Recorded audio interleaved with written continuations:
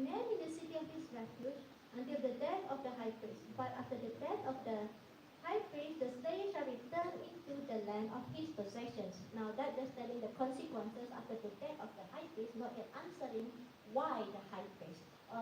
In the literal Old Testament system, right? Even though the manslayer did not commit intentional murder, a human life still had lost. One being already lived forever. Example, sorry. No one can revive him.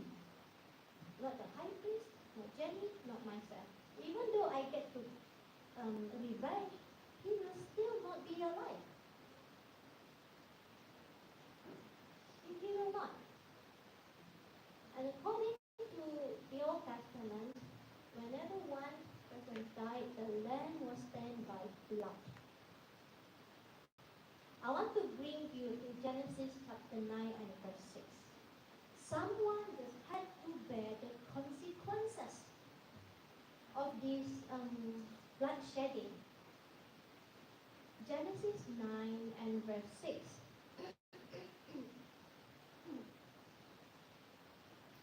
Verse 6, chapter 9. Genesis 9 verse 6.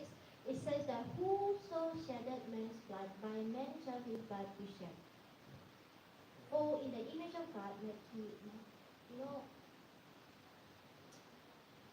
the high priest served as a chief representative and the mediator of the entire nation. His life represented the spiritual standing of a community. And of course,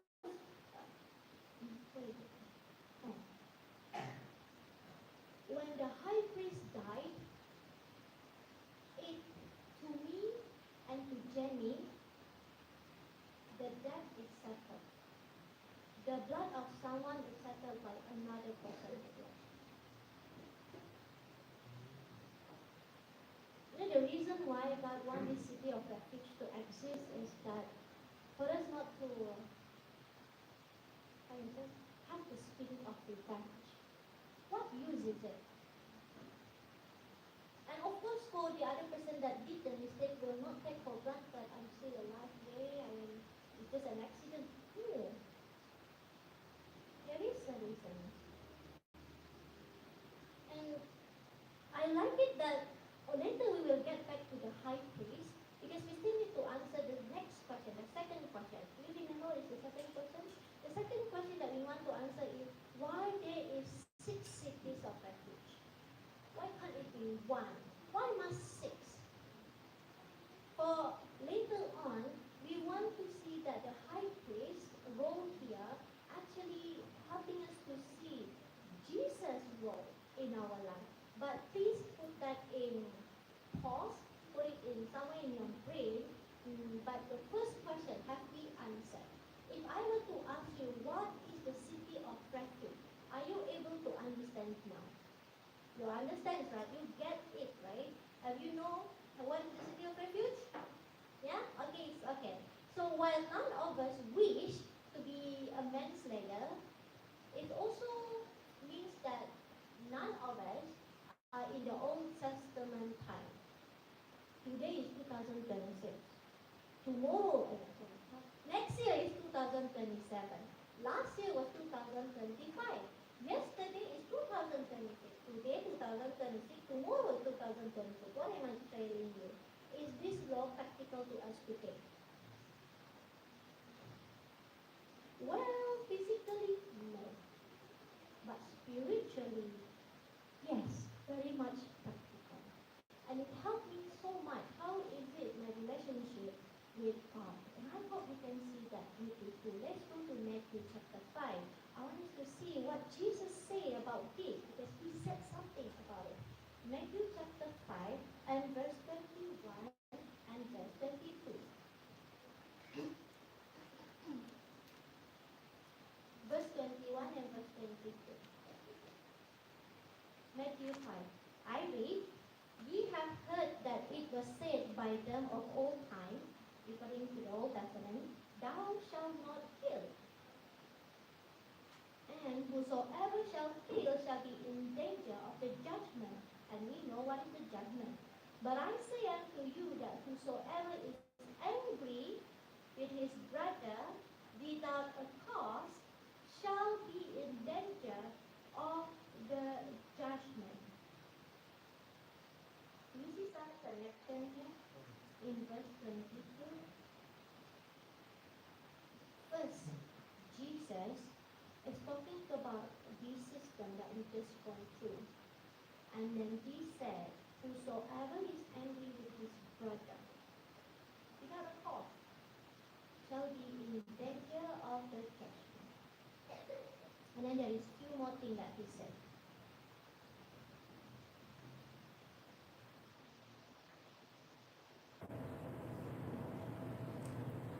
Anger is the root of murder.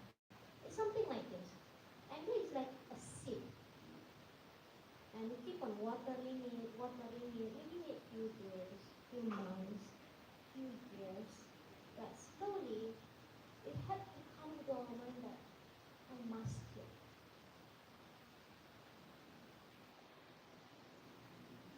There is also a reason why people commit suicide. It's not because suddenly they thought of it. No. There is a seed sprouting in it already. Many of our actions come from what is inside us. The seed that we choose to grow.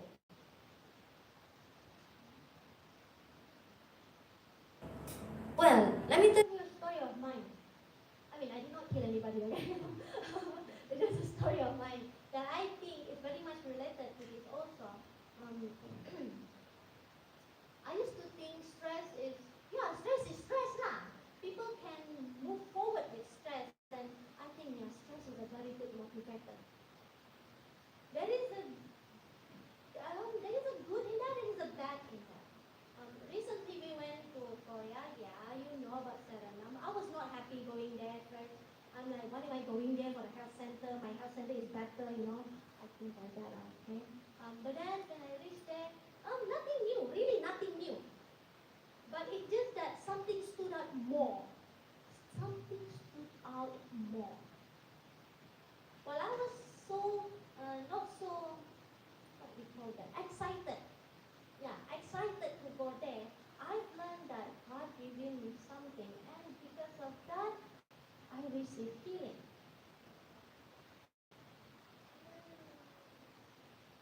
Growing up, I know in university time, I don't have problem with stress. I'm like, deadline, calm down. I don't have to be worried about it. Just do it, just do. Whenever I treat stress, it's like it's a reminder that I need to do something. But if something wrong is that, because I forgot that I am a human.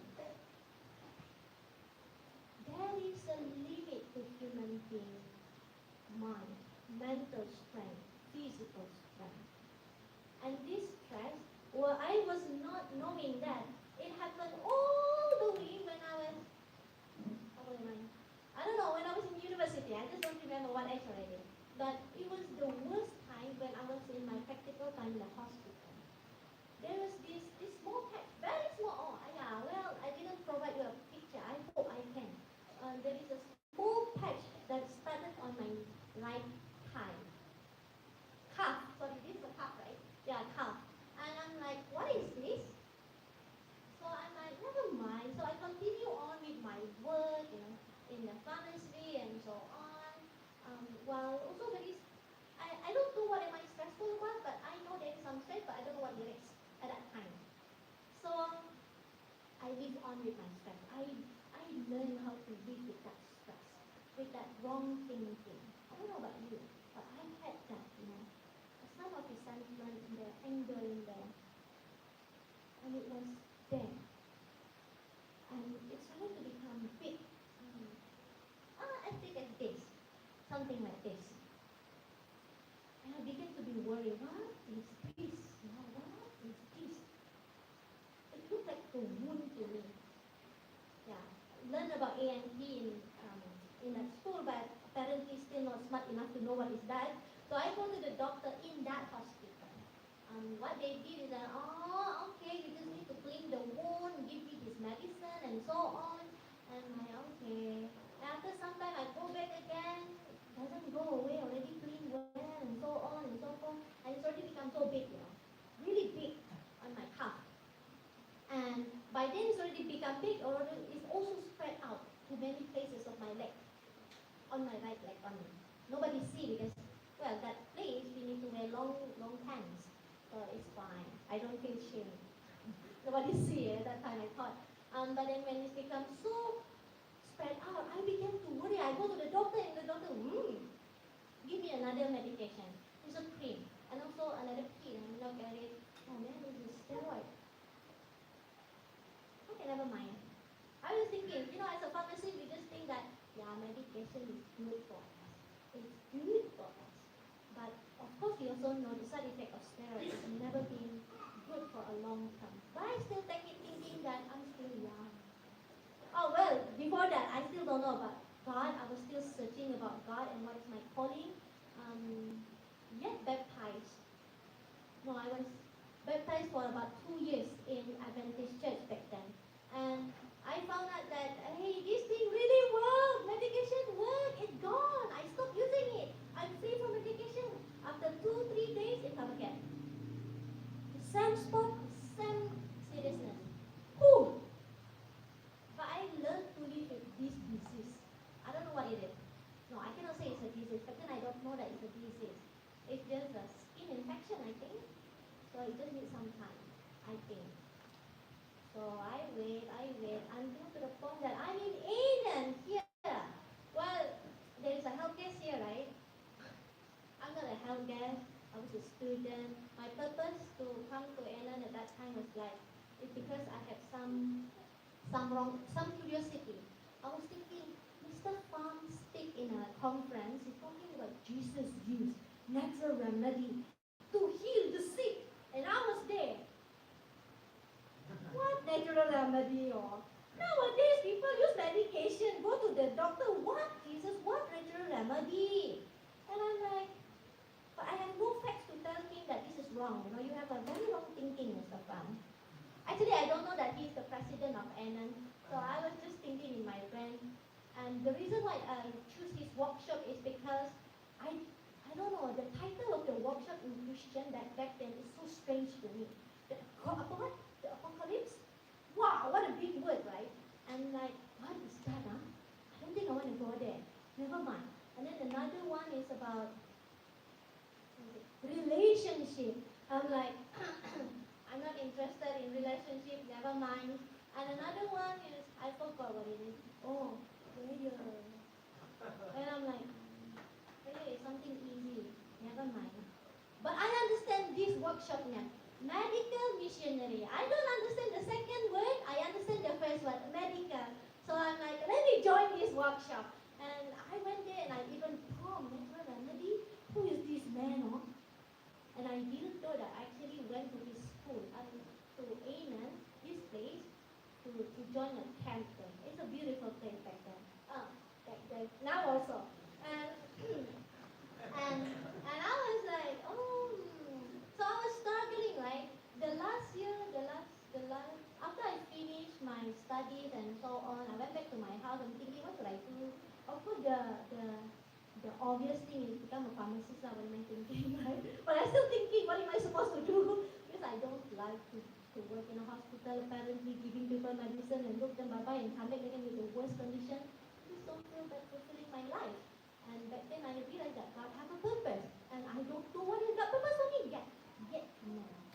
So I decided, let me go to Anon. But my father said, where's my father? Oh yeah, sorry, I didn't see him. He's the one that, oh God, my father is here. He's the one that if you go to medical line, you forever have a good career. And that is true. In hospital, they always need people, right? More doctors, more nurses, more workers needed. See, COVID-19, the only worker that is needed is them. Where are we, right? So, my father said something true, but I really don't have that interest to become a pharmacy, but I still study as a respect to my father. So um, I decided to not go to start work. Of course, it's not a nice decision. I feel very bad because that is the first time in my life. Oh, my father is here, okay, to tell you the truth also. That is the first time in my life I had to say to my father, no, I'm going here. Money is not coming, okay? My family is not that rich to support me. So money is not coming to support me, but there is this pastor who give that whole tuition fee for me to study in England. Sakiri, provide, right? Let's just go. I go, excited to tell this president, maybe what are you thinking now? And I went there. I studied, every single time. I remember I asked the teacher, if people that have skin problem do this, do that, do that. I remember my teacher was teacher Puiman. She mentioned something about steam bath for this condition, that condition, health condition lah. Skin condition. My focus is just that. Because I have to try for myself, right? I already tried medication. It worked, and then it doesn't work. It worked, and it doesn't work. So I have to go through the next one. Well, I follow everything. Everything I follow. Is it clear? Pretty clear, most of it. Only one patch. Ding ding. Ding ding. At the same place from where it started. It's still there. Up to see, I guess. Well, here's something. I did my best in following natural remedy, and the reason why I'm still here working in NN is because it works. Natural remedy does work. But one thing that I forgot, at the last of the new start, there is trust in divine power. Yeah, I pray, every day I pray. I thought trusting means I pray, I read the Bible, speak faith, and you will get faith. I do that, but there's something wrong in me, not in you, in me. Yes, I kneel down every time I have problem. I tell God, this is my problem. Thank you for listening. I stand up and fix my problem. You understand what I'm trying to tell you? It's like I tell God everything, but in the end, it's still me who fixes the problem. How many of you in the same position? You see something is wrong, you know there is a problem, you pray, you read the Bible, you give it all to God, you say, I surrender all. And then when you stand up, let me do it.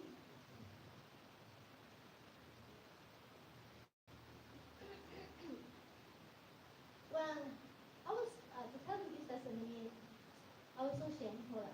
Because I was a Christian for how many years back then? Oh, almost 7 years. And I still do not know.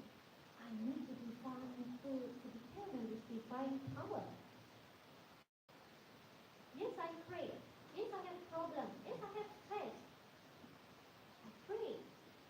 But no, we let go. Like let go. You know how to let go? Just let go. I don't know how to explain it to you, but to let go. But in Korea, this director was sharing about stress and so on, and I'm like, yeah, I know I have that. Yeah, I pray. Yeah. I know everything that you tell me. I know already. There's nothing new, But he told me this one story that I finally get it. I wish you to get it. He told me the story that, and not me, to everyone. Said, oh, no, sorry, people, sorry.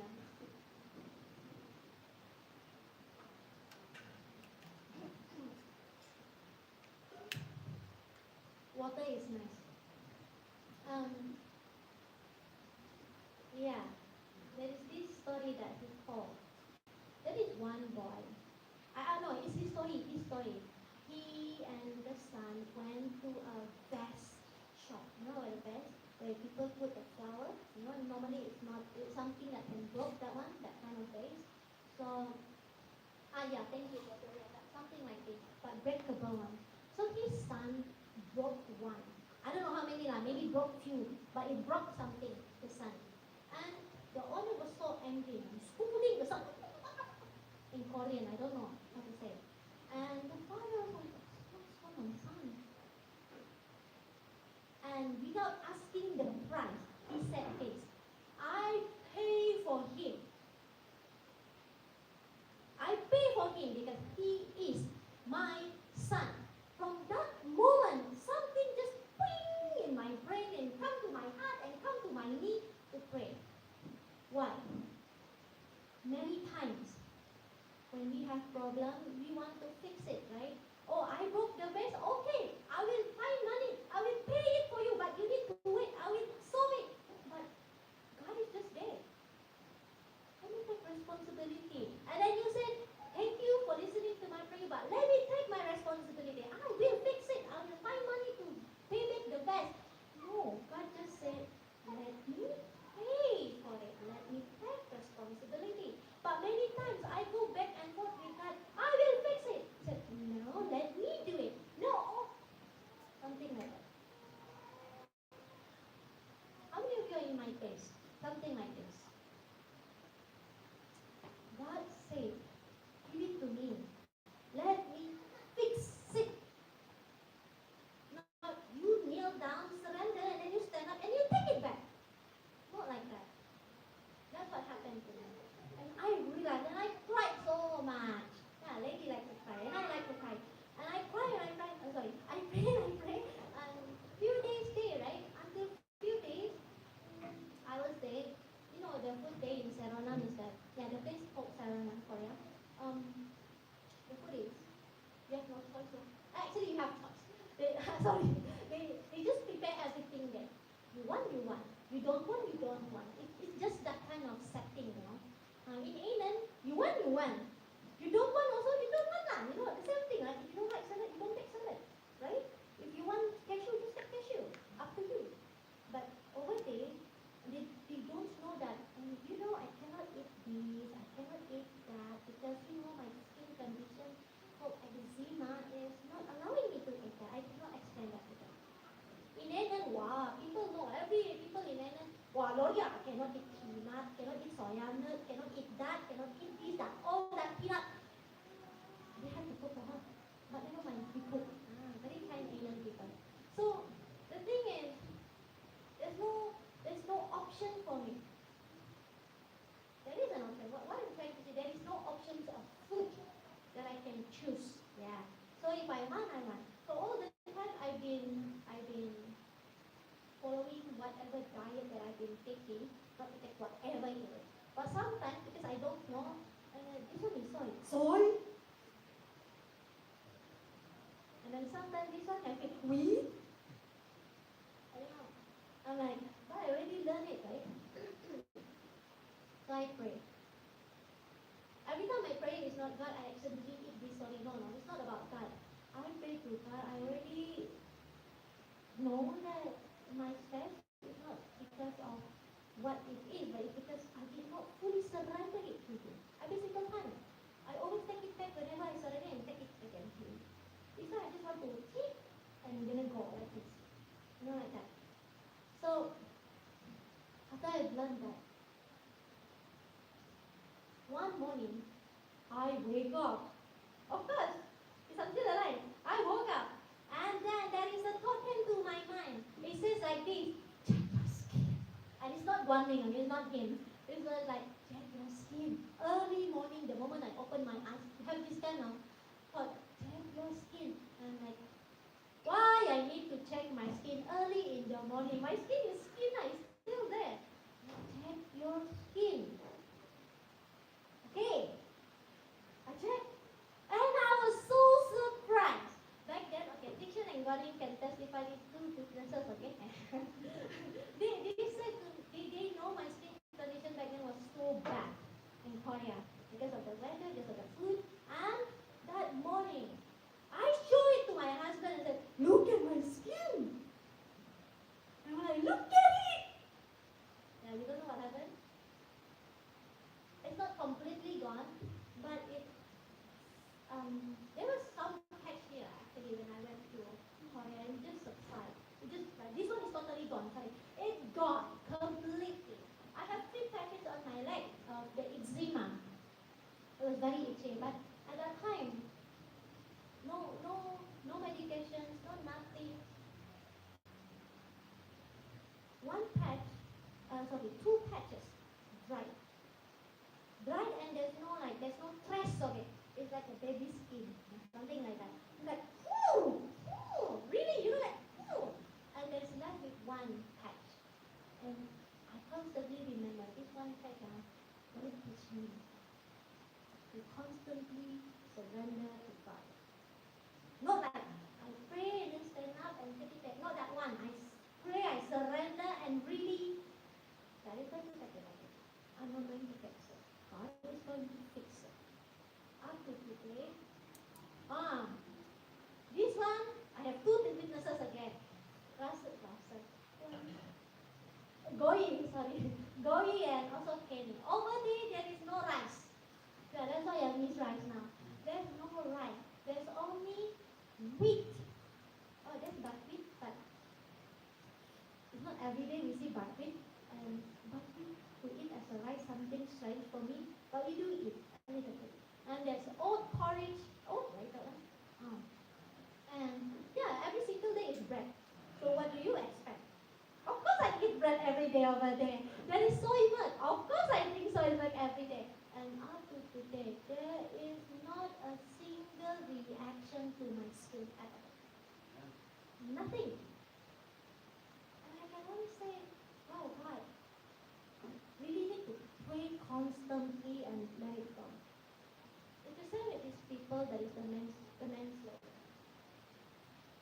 The reason why I say it's practical to us today is because there must be something in us that make it big, that in terms of actions it ruin your relationship with someone else. More worse, relationship with God. I want us to have that thought to pray. Really kneel down and pray to God, what it is in me? What it is in me?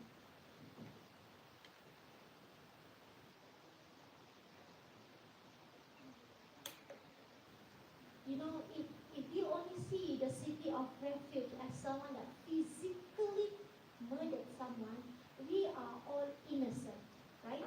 Yes, we did not kill anybody here. We all are innocent, so we don't need the city of refuge. But let me suggest this to you, this idea that we still need to go to the city of refuge because we may have some hidden anger, hidden resentment inside of us that we need God to help us.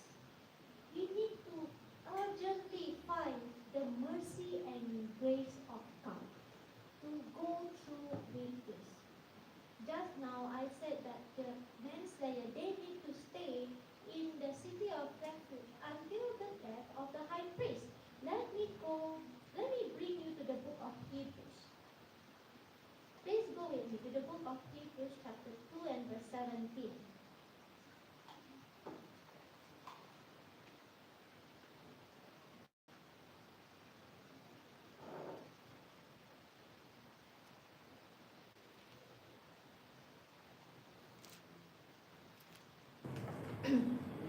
Verse 17 it says that, wherefore, in all things it behoved him to be made like unto his brethren, in cases, that he might be a merciful and faithful high priest. Here Hebrew we know that Jesus is our high priest.